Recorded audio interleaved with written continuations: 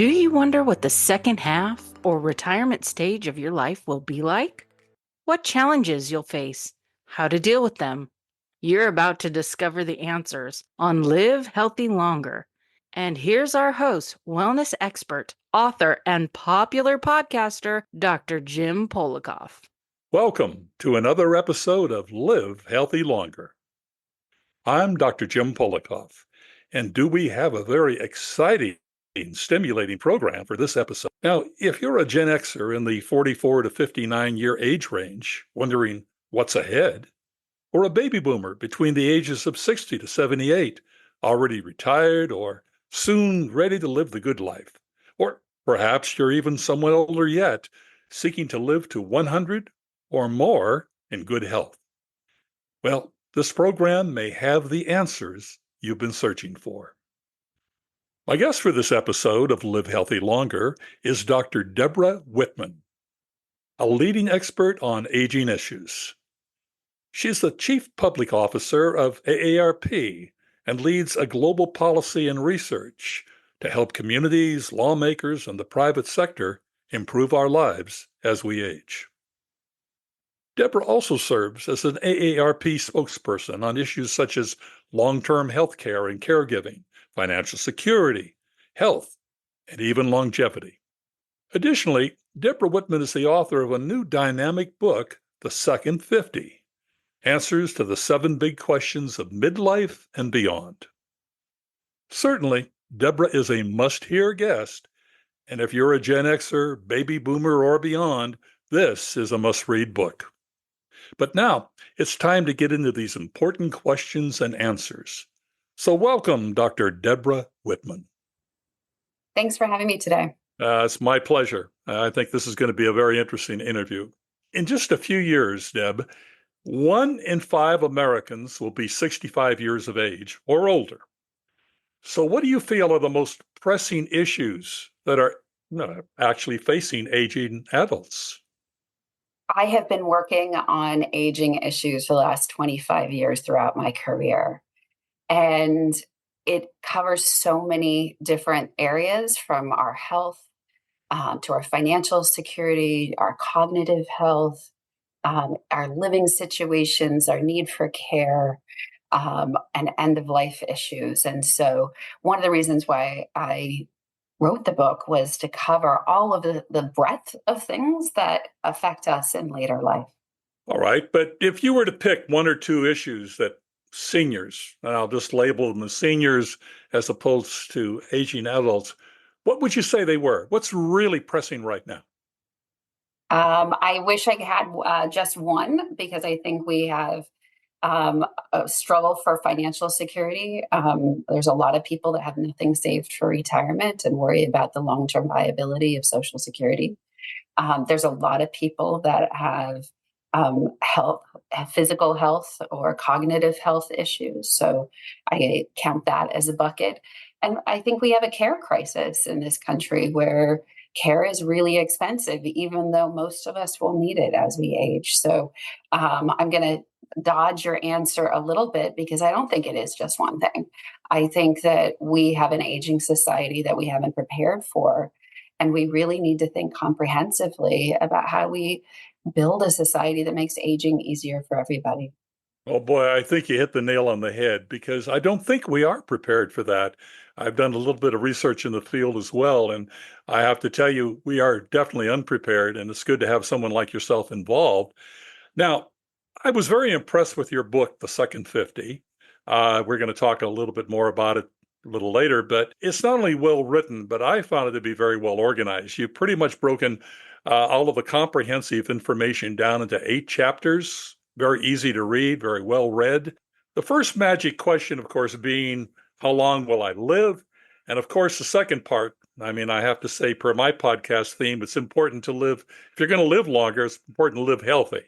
So that's something that I think we need to touch on. But as you state in your book, in the early 1900s, Americans only lived to about 47 years of age. But then by 2016, I believe the number is, that number jumped to 81 years for women and 76 for men.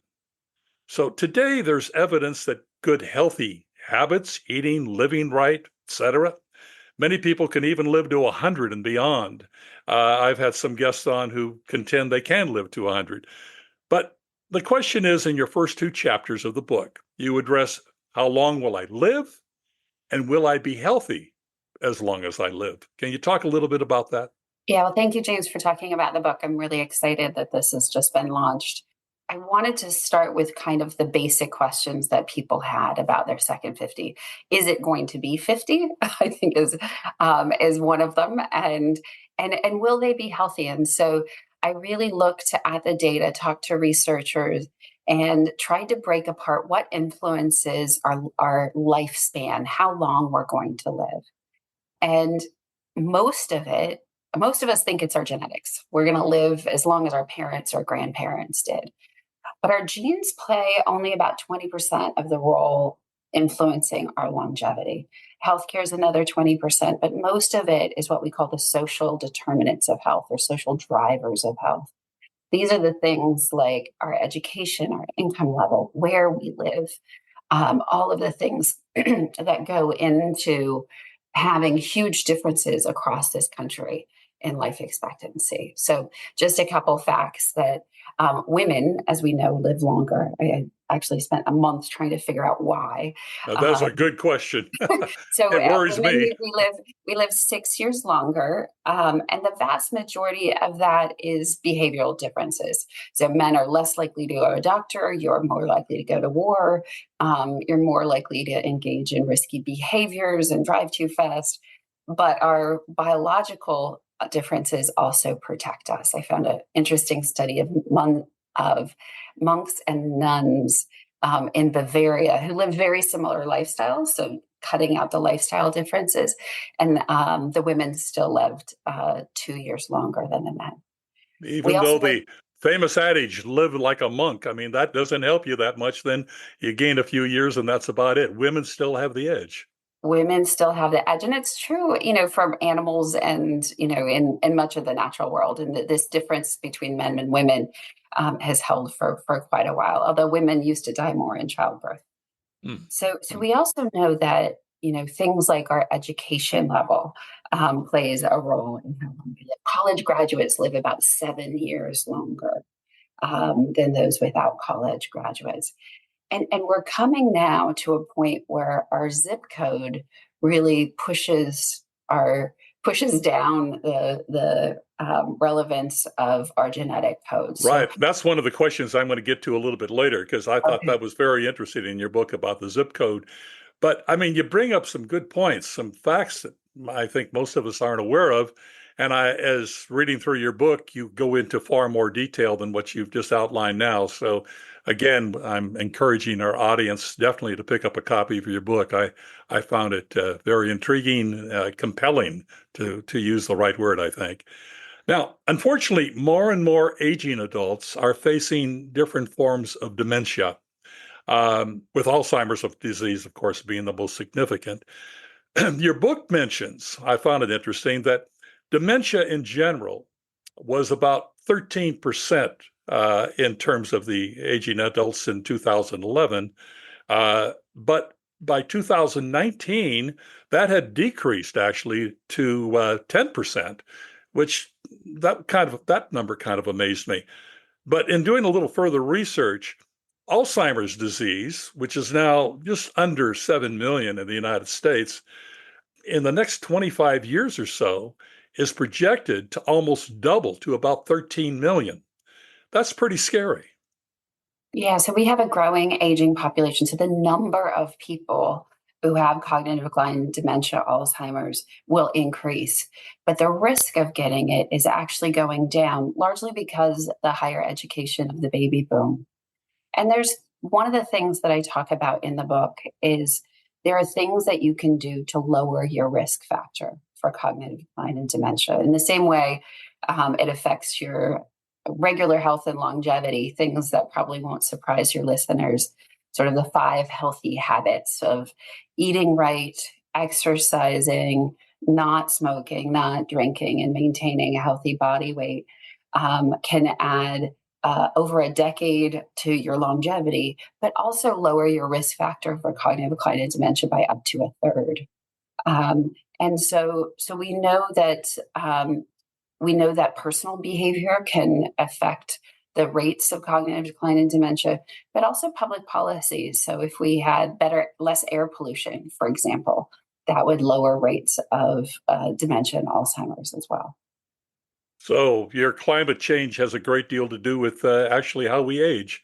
And many people don't take that in consideration. Of course, now we're beginning to realize quite significantly what impact climate change has in our country and the world. But in terms of Alzheimer's, in particular, for example, are there any programs, and talk about how you get into it in your book, in terms of how do we prevent really succumbing to this disease to where it overtakes us? So I can't prevent it. I can just talk to you about how to lower your risk.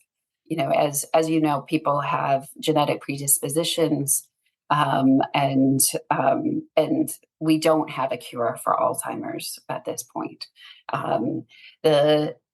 I think that I advise people to do is to really take stock of their cognitive health, do those healthy habits that I was talking about. In addition, watch your sleep, make sure that you're socially connected. We know that isolation is the same as smoking 15 cigarettes a day. Oh, my goodness. Make sure you're using your brain.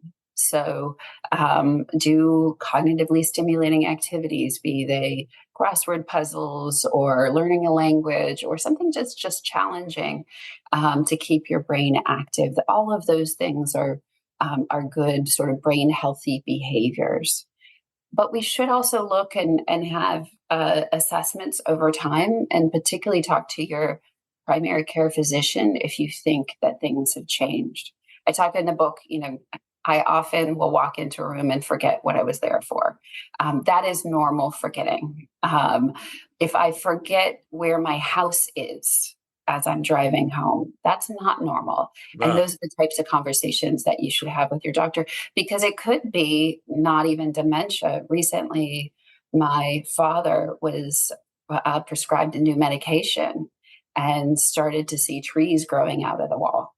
Oh, my goodness. And we were very worried about him until he stopped the medication and he was fine. And so, you want to make sure that the cause of your memory issues can't be something simple that can be easily treated.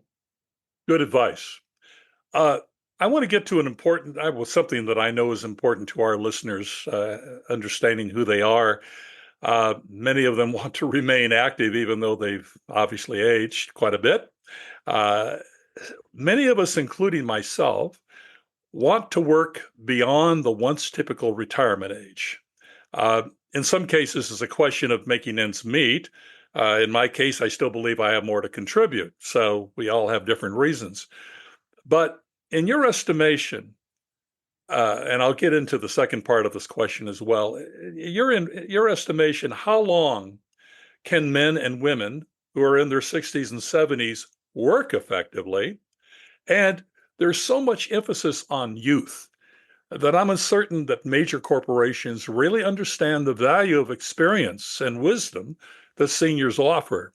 Not to speak of the work ethic of many older Americans that today's youth do not necessarily share. So does AARP, getting back to your AARP hat, post job opportunities for seniors? And as important, has your organization identified companies that understand the value in hiring seniors? So absolutely, we have employer pledges that employers pledge not to discriminate against older workers and to look at the value. But more importantly, we've been working with over 100 companies to really look at the value of a multi-generational workforce. So we've done some research with the OECD that shows that companies are more productive if they have an age-diverse workforce. So if you have older workers who can mentor and have experience and contacts mixed in a team with younger workers who have maybe new ideas or ways of doing things, you are more productive than if you just have single age teams. And when we actually interviewed employees, they want to work with people of all generations too. And, as you said, James, people want and need to work as they age. So there's a number of people who get lots of joy, like I do, out of my job. There are other people that just need the money. And so we need to make sure that we don't have age discrimination in the workplace that is pushing people out unnecessarily. One study we did shows that age discrimination cost our economy $850 billion Oh in my lost goodness, wages. So really? age discrimination doesn't just affect the individual, it affects our entire society. Boy, that's an important point. I was not aware of that. Uh, but in terms of, for example, you say you've been working with like 100 companies, AARP has. Are those identified? So if someone wants to more or less, shall we say, get into finding out which companies might be more appropriate or interested in hiring them, are those companies identified on your website or somewhere within AARP? They are. There's a program called Living, Learning, Earning Longer, LLEL in shorthand, Living, Learning, Earning Longer. And if you type that in, and it's a global program, so we have multinational companies that have millions of workers behind them that have been participating in this for the last several years. All right, good information.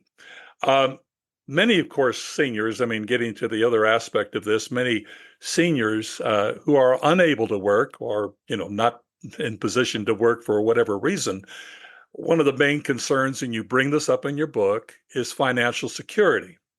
So let's face it, oftentimes Social Security falls short of meeting an ends meet unless you have a great retirement pension plan of some type.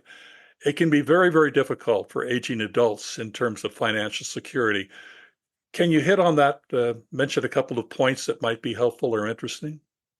Yeah, so work is becoming a key part of most people's retirement plans, particularly if they haven't had a chance to save their whole life.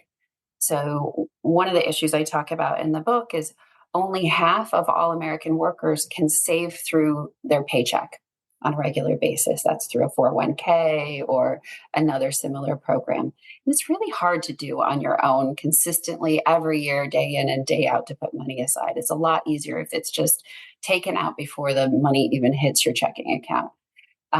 So we're trying to expand programs across the country. In fact, we have 20 states that are setting up savings programs, retirement savings programs for workers who employers don't offer them. And we're doing that because the traditional pension is becoming more and more rare. And fewer people sort of retire with that annual check. The move towards having retirement savings accounts has really shifted to help people remain financially secure when they retire. And you're right, Social Security, while it's the bedrock of financial security as we age, it was never intended to be the only thing that you live on, the only source of income. So people generally need a little extra from somewhere if it's not their savings, than from work. Just out of curiosity, and you don't have to answer this directly because I don't want to put you on the spot, but uh, we're in the midst, obviously, of a political election. Uh, Different thoughts, different philosophies, and ideas. Does AARP take any position on what's going on politically, or is this something you attempt to stay neutral on? We are fiercely nonpartisan. We don't endorse any candidate. What we try to do is ask the candidate the things that matter to our members, and including on Social Security or Medicare. So, in our magazine and online, we'll be publishing questions that we've asked them about things like Social Security and Medicare and caregiving, all of those issues. So, we try to educate people on where, when, and how to vote, but not who to vote for. And I think that's an excellent position. Can I presume then that uh, our listeners can go to the AARP website and somewhere in there find the position of the different candidates to understand where they're coming from and what's at stake? They can, and we have great information about where to find polling places in your area, how to vote, all of those types of things. So that's a huge priority for us as an organization to empower people with their civic ability to vote. All right, good to hear. Now, I'm going to get to this zip code issue that you had brought up a bit earlier at the beginning. Of course, we're well aware as we age that our living environment is very important. Unfortunately, there are a few seniors who can afford beachfront or lakefront living and just to kick back and enjoy life wherever they might want to live. So I understand you found that your zip code, the actual zip code that you live in, is just as important as your genetic code. Yeah, so we're seeing huge differences in life expectancy across the country and even within cities. If we look at the highest county, which is Pitkin, no, not Pitkin, Summit County, Colorado, and we compare that to the shortest lived county in South Dakota. It's the Oglala Lakota County, home of the Pine Ridge Reservation. There's 20 years differences in life expectancy. My goodness. And it's not because the people who live in Breckenridge and the people who live on the Pine Ridge Reservation are, biologically different. It's the type of experiences that they've had their whole life, the access to healthcare, the ability to have good jobs. All of those things affect how long we live. And we're seeing, Jim, differences huge across states. And some of that difference is due to public policy is differences in the states. Do we provide broad health care? What's our minimum wage? Those types of things can actually affect how long we live. And we always think that that's, either due to our genetics or due to the activities that we do. But I was really shocked at how much they vary based on the policies and programs that are around us. Well, I know you go in depth on this in your book, but just as some highlights, are there any particular places one should consider living over others? Well, States, communities? so I want to be clear. It's not like I moved to Breckenridge and suddenly my life, I will live longer. It's the behaviors of the people within that area, as well as the access to healthcare and things that make us live longer. So in the same way, if I move to a blue zone, I don't necessarily live longer if I still maintain my diet and exercise levels of wherever it was that I left. So I want to push that just to make sure that the listeners understand.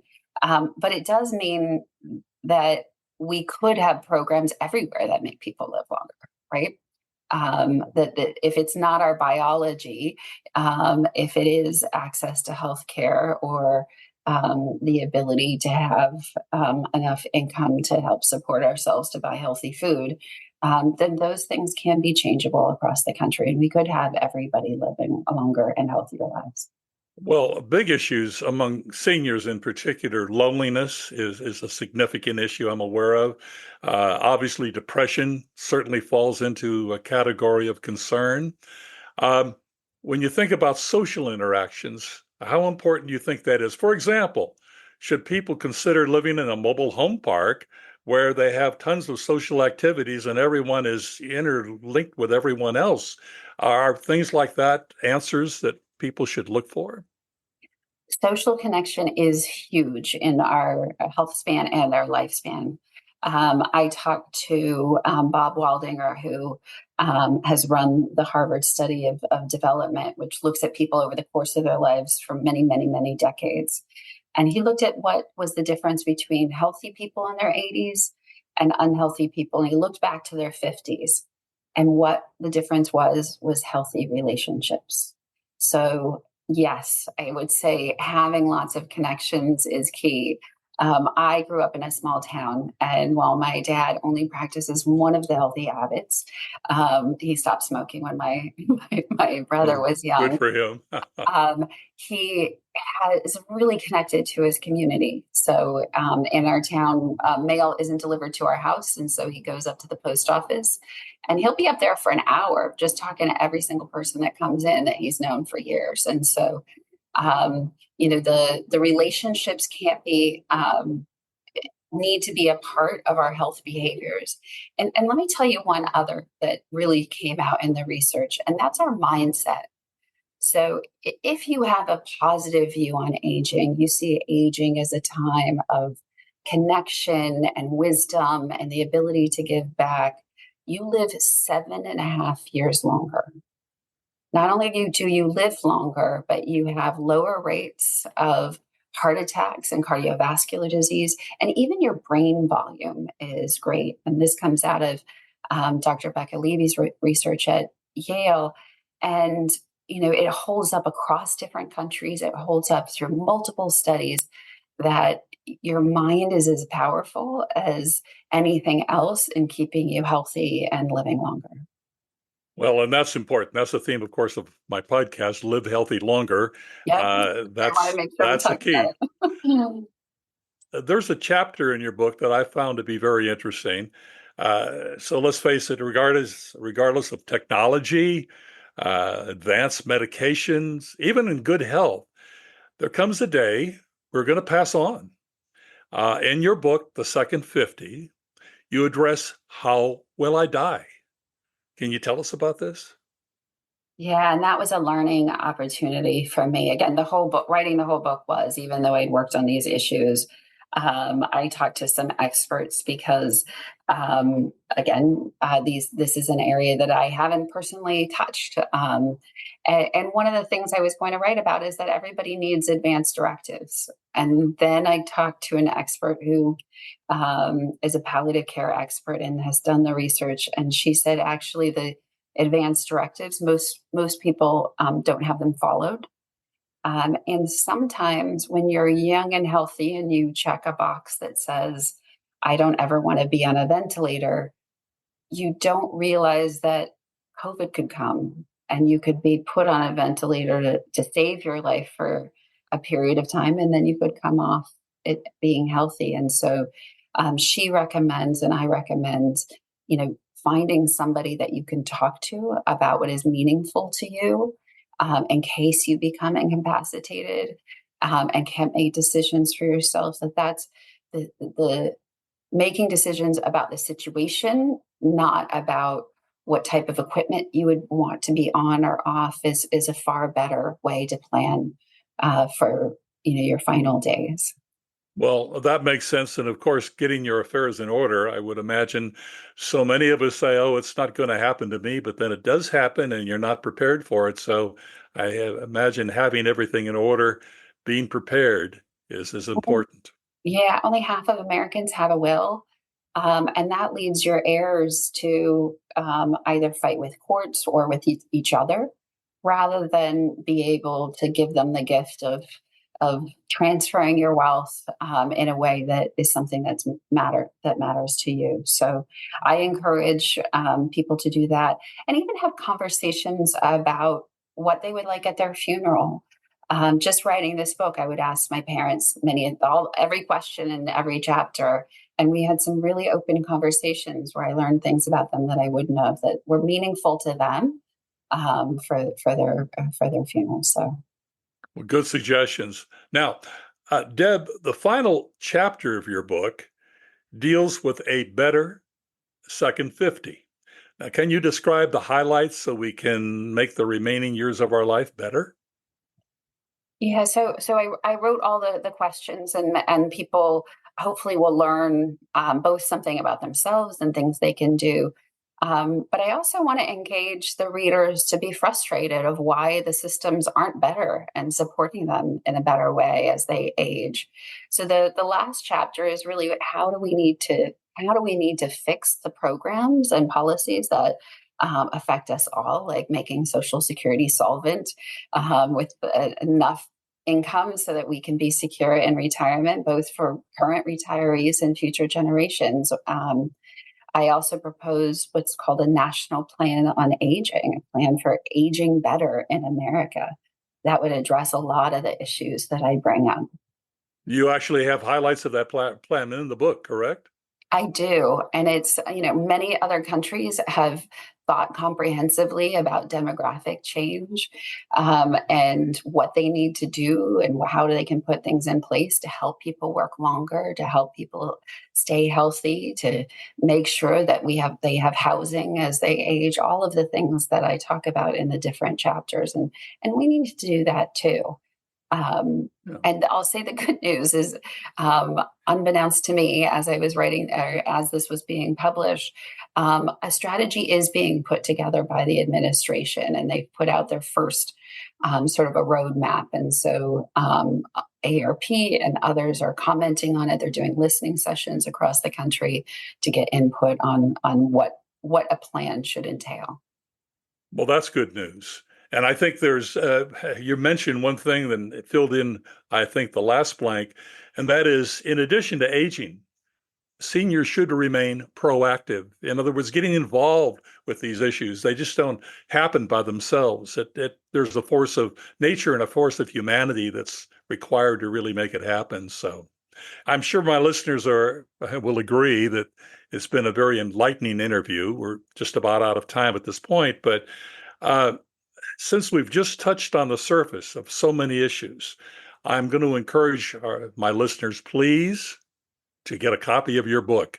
I mean, I found it, again, very compelling. It's something that anyone, certainly midlife on, Gen Xers, baby boomers, and those beyond need to read your book.